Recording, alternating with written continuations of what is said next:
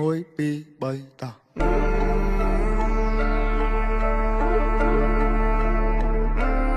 anh ở đằng gì một buổi mấy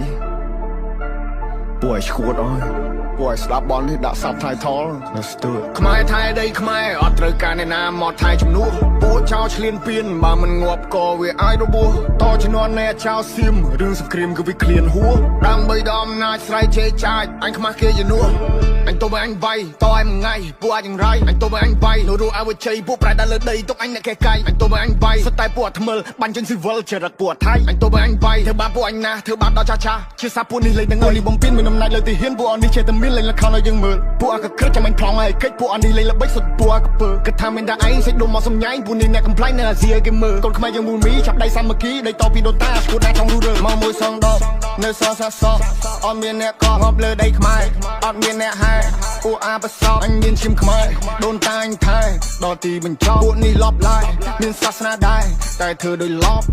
អើយពី3តា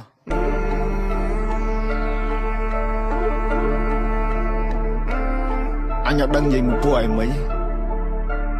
ពួកឲ្យឈួតអើយពួកឲ្យស្ដាប់បននេះដាក់សាប់ថៃថល let's do it ខ្មែរថៃដីខ្មែរអត់ត្រូវការអ្នកណាមកថៃជំនួសពួកចោលឆ្លៀនពៀនបើមិនងាប់ក៏វាឲ្យរបួសតជំនាន់អ្នកចោលសៀមរឿងសង្គ្រាមគឺវាឃ្លានហួរដើម្បីដល់អំណាចស្រ័យជេរចាចអញខ្មាស់គេជំនួសអញទៅអញវាយតឲ្យមួយថ្ងៃពួកអញយ៉ាងไรអញទៅអញវាយលោកឲ្យវិជ័យពួកប្រែដល់លើដីទុកអញអ្នកកែកាយអញទៅអញវាយសុទ្ធតែពួកថ្មិលបាញ់ចេញស៊ីវិលចរិតពួកថៃ